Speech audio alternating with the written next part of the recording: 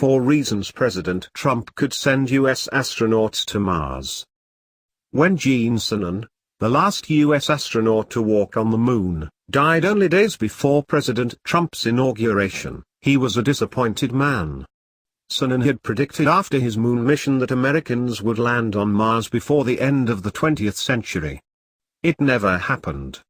Like the Atlanta Falcons in Super Bowl 51, America's manned space program built an early lead, and then, to quote Atlanta's coach, ran out of gas. Donald Trump could be the president who turns that around. He has had multiple meetings with SpaceX founder and serial entrepreneur Elon Musk, who is a leading proponent of colonizing Mars. Musk argues, along with other advocates of missions to the Red Planet, that it is just a matter of time before Earth suffers another mass extinction event like the one that wiped out the dinosaurs. By the time that cataclysm befalls us, Musk says, humanity needs to be a multi-planetary species. Mars is the only place in the solar system that can sustain such a vision, because of its similarities to Earth. But why would President Trump buy into this vision? He hasn't even picked a nominee to head the National Aeronautics and Space Administration, the lead agency for space exploration. There are 4 big reasons to think that the more Trump talks to people like Musk, the more he will grasp the importance of Mars. In fact, deciding to get there soon could be the one thing people remember about the Trump presidency 500 years from now. Great again. Unlike most of his fellow citizens, President Trump can remember when Americans first walked on the moon. That event was arguably the apex of American civilization, the moment when it was clear to people all over the world that there were things only the US could do. When Trump talks about making America great again, he doesn't just mean rebuilding the Lincoln Tunnel or modernizing the military, he means restoring America's sense of destiny. That sense of national mission has been dissipated by missteps in Washington in recent years, but it can be regained. What goal within our grasp could be more inspiring than beginning the long trek to a permanent human presence on another planet? Earth-like. There is only one other planet in the solar system that resembles our home sufficiently to sustain human beings permanently, and fortunately it is nearby. Granted, Mars is not ideal, with an atmosphere so thin at the surface that it resembles what is found 20 miles above the Earth. So there is a lot of radiation and no liquid water. But there is enough frozen water at the poles to cover the whole planet several yards deep if it were liquid, and the soil contains nutrients necessary to plant life. There are times when the temperature at the equator can briefly reach above 60 degrees, although it is usually below freezing. With enough investment, Mars could host a city-size colony.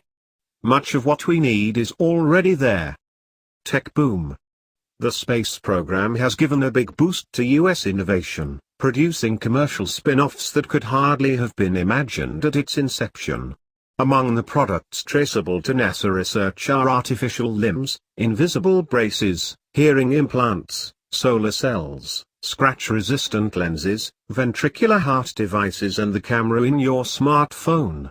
I could go on.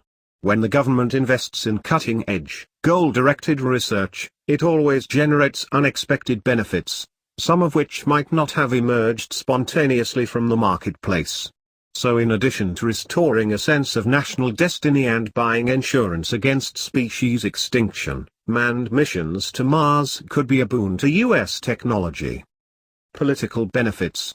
Much of NASA's space operations and research infrastructure is located in states crucial to President Trump's election, such as the Kennedy Space Center in Florida and the Johnson Space Center in Texas. The climate there is more conducive to space activities than the oft-frozen North. In addition, aerospace companies that once were concentrated in the warm climate of California, where Trump can't win, are migrating to places like Alabama and Colorado, where he can. So major investment in a Mars program would tend to create jobs in locations where Trump has a following.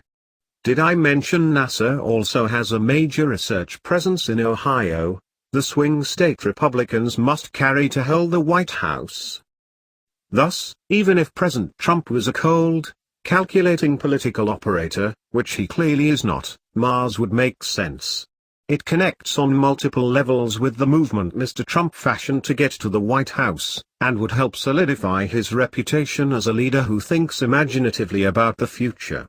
Depending on what path forward the president selects for the manned space program, American astronauts could be orbiting the red planet before the end of Trump's second term. That's a lot faster than the leisurely pace of NASA's current journey to Mars, which never seemed to have much support from Trump's predecessor anyway. Even if President Trump elected not to run again, sending astronauts to Mars could be the most memorable legacy of his time in the White House. President Kennedy had been gone over 5 years when Neil Armstrong first stepped on the moon, but everyone knew he was there because of Kennedy's vision.